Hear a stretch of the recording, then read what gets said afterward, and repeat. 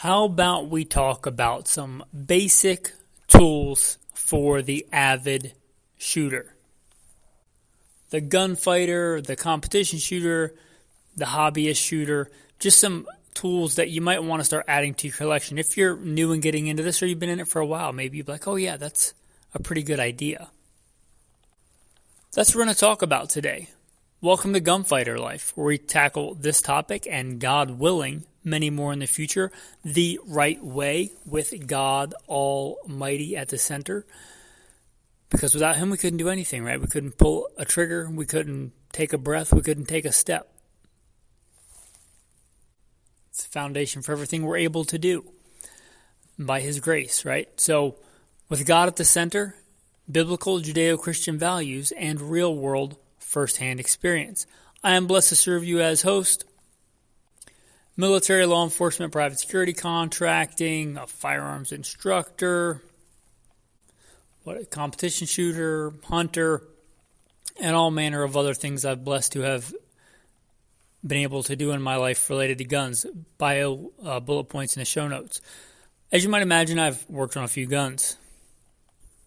And although I don't have whatever piece of paper from whatever online, Gunsmithing university or whatever, I have been employed to work as a gunsmith. I have worked on I don't know how many guns, modified and fixed I don't know how many guns. So that's a decent background for this, right? So let's talk about some basic tools that you might want to have if you're really into shooting, more than just like going to an indoor range and relying on whatever they have there. The first one, this will make a lot of people happy. A good multi-tool. A good multi-tool. It can be a Gerber. It could even be a Leatherman. I'm just kidding. I prefer Gerber to Leatherman. I think that makes a lot of my listeners mad a lot. We got a lot of Leatherman lovers out there. But a good multi-tool. This can be a gun-specific multi-tool. I think like the Leatherman Mutt is one. There's some other ones.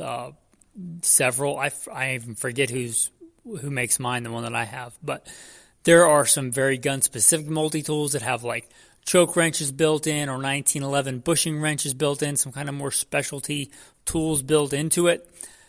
You can get one of those, or you can just get a good all-around multi-tool, especially if you're going to be a firearms instructor, if you are going to be a range master, right? If you're employed as a range master, you're going to be a range master.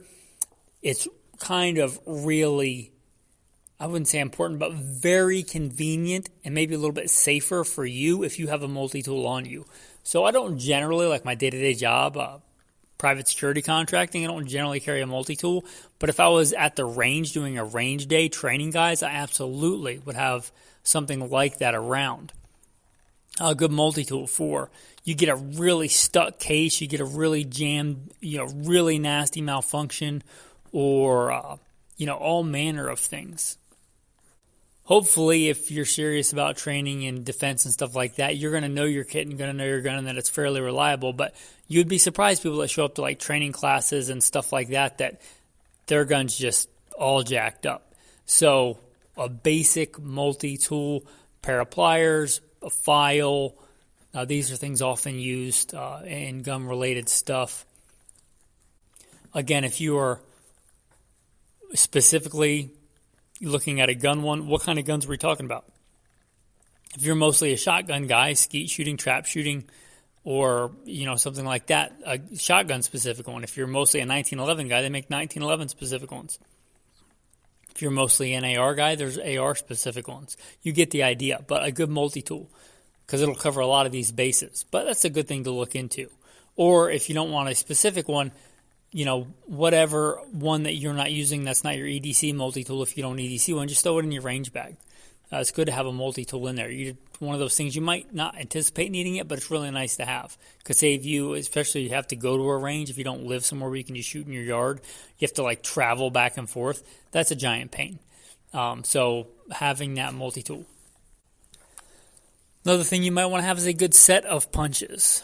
A good set of regular punches. You might want roll pin punches if you know what they are and what they do, and you use a lot of stuff with roll pins, but just a good set of regular punches, because you can use those on roll pins as well. Roll pin punches are a little bit better if you're doing that all the time, but just a good set of punches. you are going to want some good steel ones. You may want one or two brass or polymer ones. These are really good if you're working a lot with iron sights and you're beating them around. If you have like a specific iron sight pushing tool, like if you're only working on Glocks, you'll probably have a specific tool for pushing those iron sights.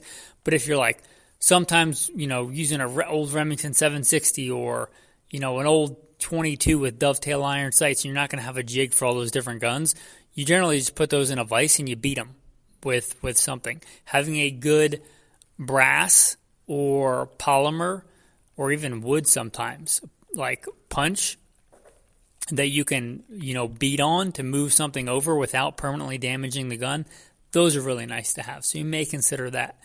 And talking about beating on something without doing permanent damage, before I forget about it, a squib rod. A squib rod is super handy. If you don't know what one is, you probably have not been reloading a long time, especially reloading handgun, high volume.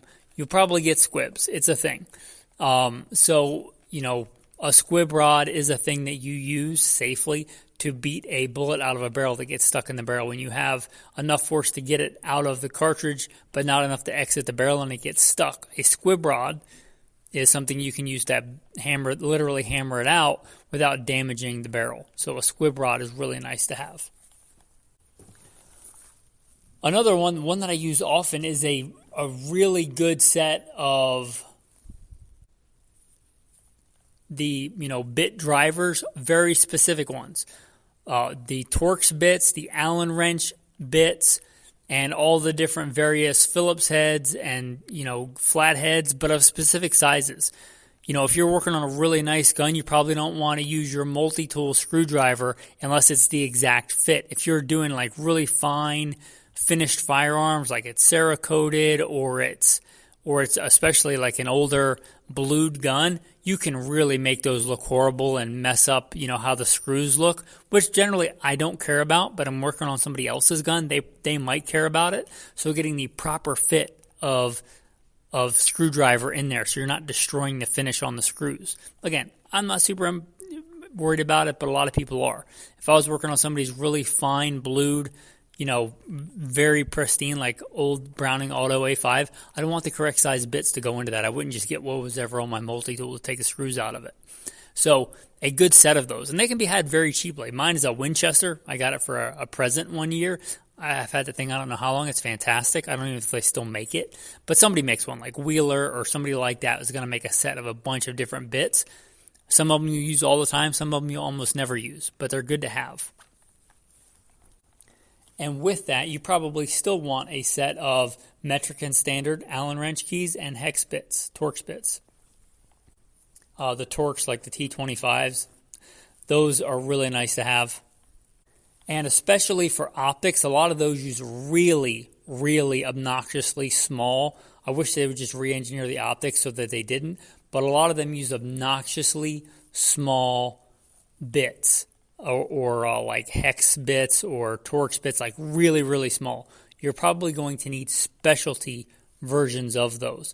So every time you get one, you might want a little bag or something to save those, because that's not something you can really improvise. I don't like those optics that take those, but a lot of them do. They take like an obnoxiously small, Allen wrench key, and like not one that's going to be on a common Allen wrench set, like a super small one. Like a microscopic. That's a pain in the butt. So when you get those, put them in a bag, keep them in your kit, in your range bag or whatever it is, on your workbench. Those are really nice to have.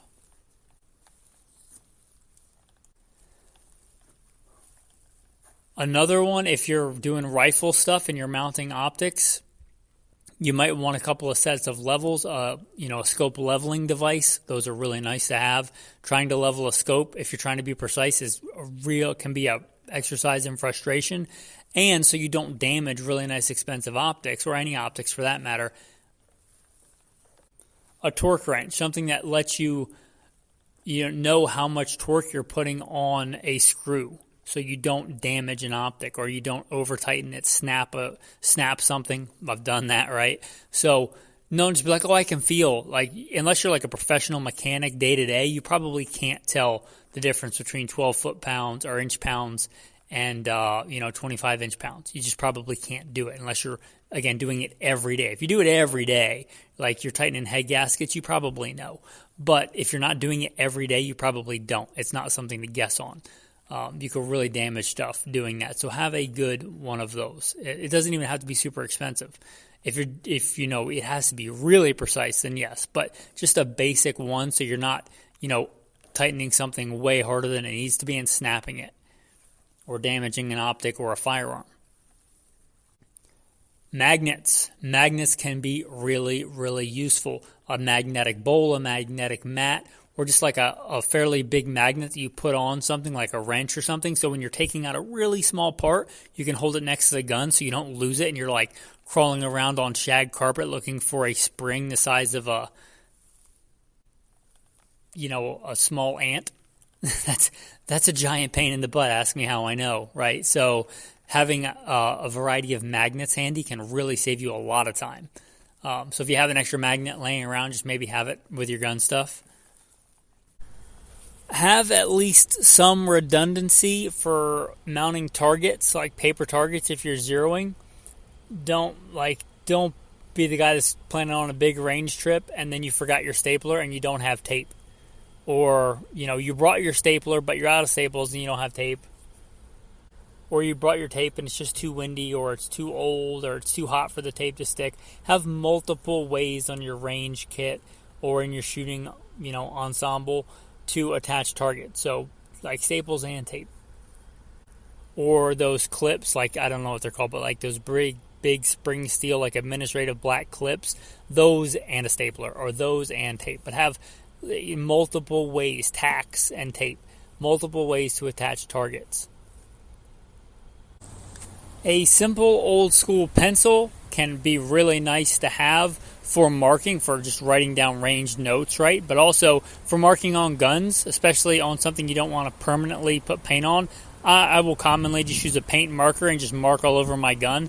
That would make a lot of people gasp. So if you want to mark like witness marks on something, just a simple pencil works fine. It'll rub off over time, but if you just pay attention when it's almost off, you just remark it with a pencil. But like how your optics mounting screws are, so if they come loose, you can tell and then retighten them to the proper place. Just a simple pencil can go a long way. And the last one I'm going to mention is a tool for you. That hockey stick tape, that really thick, sticky, adhesive athletic tape, for many reasons, but the main one is blisters. If you're going to a hardcore tactical training class, we're going to be running a lot, sweating a lot, and shooting a lot, maybe a couple thousand rounds a week maybe, you are very likely to get blisters, bloody hands, bloody feet. So having that stuff to put on there when you start getting a hot spot so that you're not bleeding all over the place. You can grit your teeth and get through it, yeah, but, it's really nice to have that kind of tape to put on you, those blisters and those bloody things, are less painful. It's just a nice to have. And I think since I'm talking a lot about, tactical tips type stuff, no tactical tip for the day, but a good tactical verse of the day when it comes to tools, borrowing tools. Borrowing tools from friends, from range buddies, from acquaintances. Here is a verse from Exodus 22. If a man borrows anything belonging to his neighbor, and it is harmed or dies in the absence of the owner, he must make full restitution. But if the owner is present, he is not required to pay restitution. If it was rented, it is covered by the rental fee. So just a good moral thing to remember there when it comes to other people's equipment. Thanks for listening, and have a blessed day.